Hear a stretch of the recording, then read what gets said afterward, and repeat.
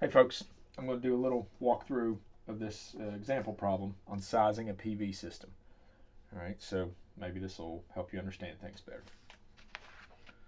So let's assume that we have an 1,800 square foot house. The floor area is 1,800 square feet. All right, it's just a random number. We're going to assume that it's an energy efficient house, and a good target value for energy use per square foot is this 2.6 kilowatt hours per square foot per year. That's a good benchmark. That's like knowing what a good score is in a basketball game and then measuring the next game by that. This is a good score for energy usage. All right.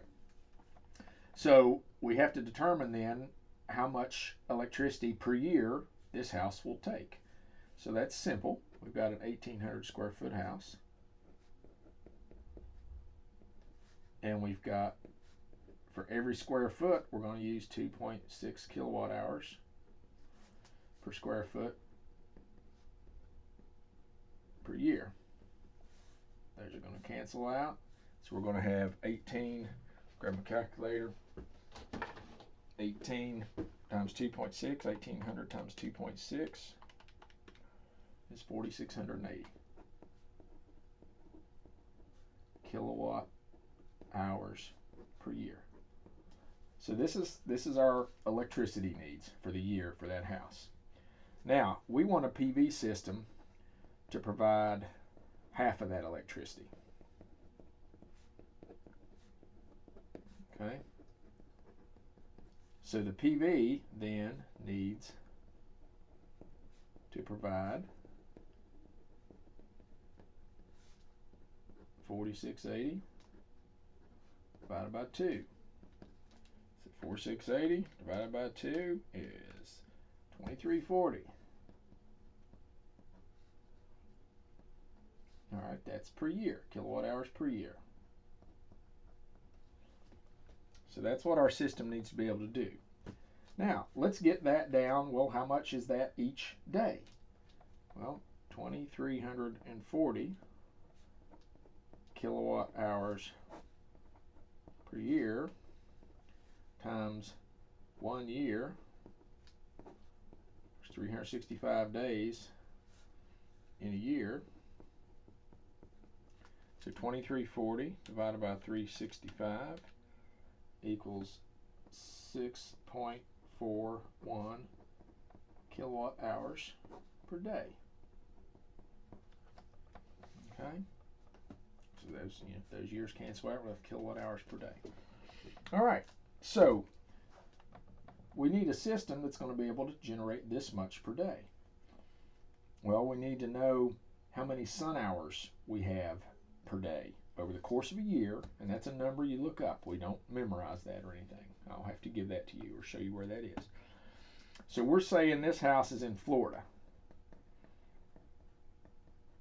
and we're going to say in this part of Florida there's 5.76 sun hours per day. All right, so we're going to take 6.41 divided by 5.76 equals 6.41 divided by 5.76 equals 1.113,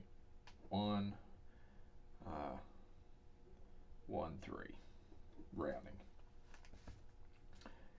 kilowatts. All right, so there is our system. Now, think of this, we know our system is going to have inefficiencies with the inverter, the other equipment. So if our overall system efficiency is only 90%, we're going to need a bigger system than this to end up with this. This is the buckets of water analogy. If this is how much I need to move in a bucket, but the bucket has holes in it, I'm going to have to use more than that number of buckets to get that much water from point A to point B. So I'm going to have a system that can give me more than this to wind up with that, because the system is not 100% efficient. So let's say our system is 90% efficient. So we merely divide 1.13 kilowatts by 0.9, and that gives us 1.13 divided by 0.9, a little bigger, 1.26 kilowatt system. Now, I told you that those panels, those solar panels, those panels that look like this that we saw in class, each one of those, let's assume this is a, how big of a system did I say this is going to be? 235 watt panel. So let's turn this into watts. That's kilo. Kilo equals 1,000. So this is 1,260 watts. All right. You divide this by this.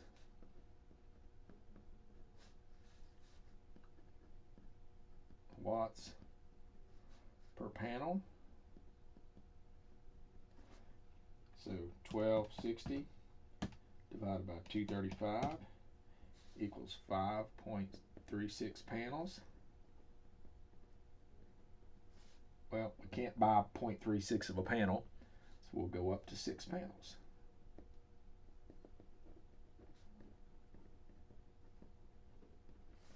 So let's think backwards. 6 panels that are each capable of delivering 235 watts, hooked to a system that's 90% efficient, in an area that has 5.76 sun hours per day, will generate 2,340 kilowatt hours per year. So there's that example problem worked out for you. And we'll go over this in class as well, but hopefully this will help you remember how to do it. It's not really difficult. You start with how big's your house, how much electricity do you need, how much are you trying to provide with your PV system, and then just work, okay, once we know what we want to provide, how big of a system do we need to do that? Alrighty, hopefully that helps you out.